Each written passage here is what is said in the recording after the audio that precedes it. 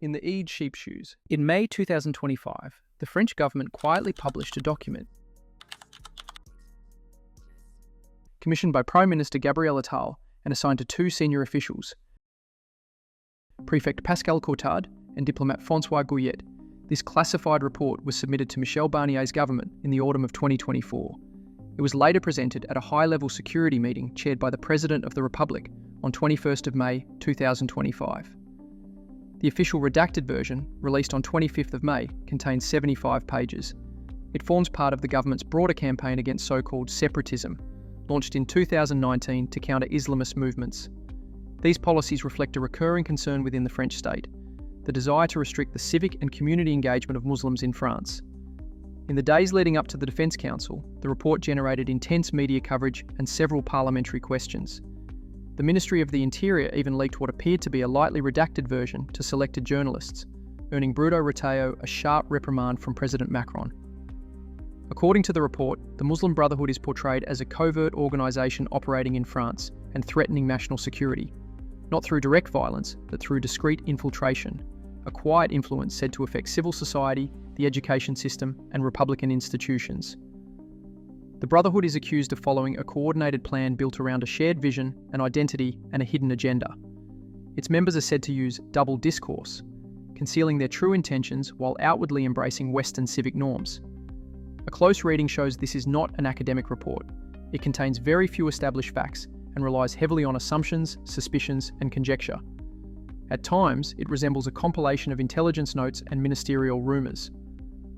This narrative allows the authors to portray various Muslim community actors in sports, education, and civic life in a highly selective way.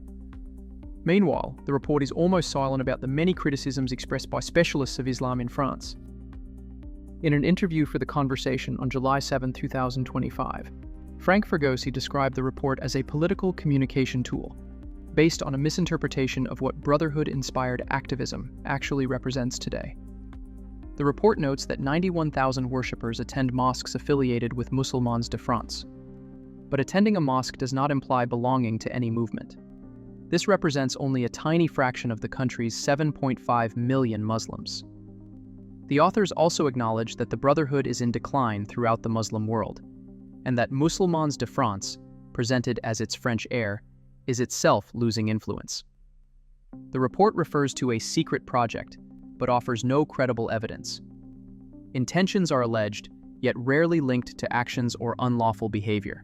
Part 2. Is the clandestine Brotherhood still active?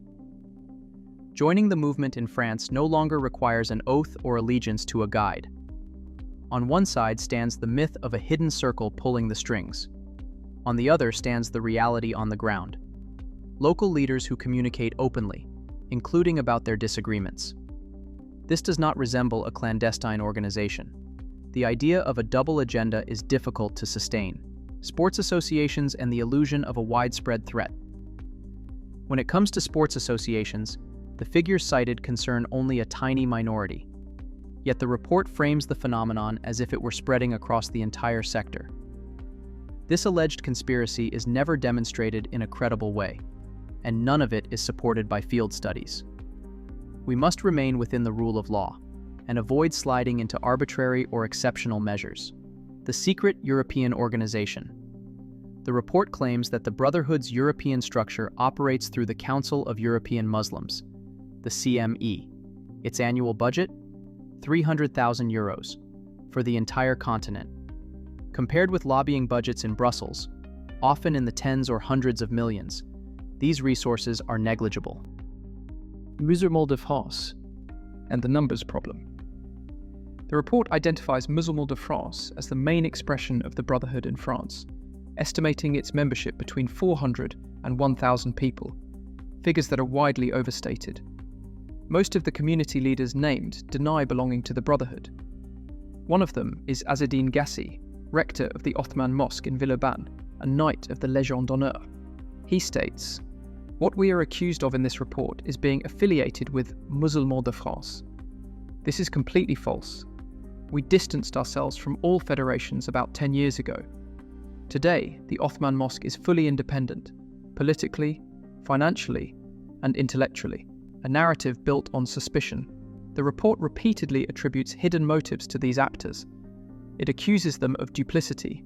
It questions their civic commitment. Do our political leaders really believe that citizens are so naive? A second defense council. After the report's publication, a second high-level security meeting was held on the 7th of July 2025. President Macron announced a new mechanism to freeze financial assets, previously reserved for terrorist groups. He also announced plans to widen administrative dissolutions, potentially extending them to endowment funds. Further legislation was promised for the end of the summer. How the report was received. Predictably, the report was applauded by the right and far right. Journalists, including Le Monde, expressed strong reservations. Many Muslims responded with humor. One comedian summarized it like this: "The problem with this report is that nothing is truly concrete. It's full of assumptions and suspicions. In short, watch out for Muslims, because they're Muslims." He continued. Apparently, the Muslim Brotherhood is about to seize power in France. A threat so great that an emergency security meeting had to be called. Total panic mode. Meanwhile, we talk about nothing else. Not social issues, not international crises. And anyone who mentions Gaza is immediately suspected of pushing the Brotherhood's agenda. What does this report really tell us? Contrary to its claims, it does not describe an imminent threat to French institutions. It no longer deals with terrorism, nor with violations of secularism. Instead, it targets the civic engagement of French Muslims, under the pretext of a hidden organization guiding them. Above all, it reveals the fantasies of the French senior administration regarding Muslims, a political tool. This report was commissioned by political leaders. It is therefore a political tool, and the media frenzy surrounding it makes this clear. Its purpose is distraction, invoking a supposed Islamist threat, whether real or not. It also serves to justify an aggressive policy against Muslim associations. In the months following its release, many organizations faced targeted administrative pressure, a broader strategy. The report aims to establish systematic suspicion towards Muslims engaged in civic life. Because they are Muslim, their actions are treated as suspect. The goal is to generate fear, to suggest an imminent threat, to launch a witch hunt, and to push France towards the far right. Thank you for watching this video all the way through. If you enjoyed it, feel free to give it a thumbs up, subscribe to, and share it.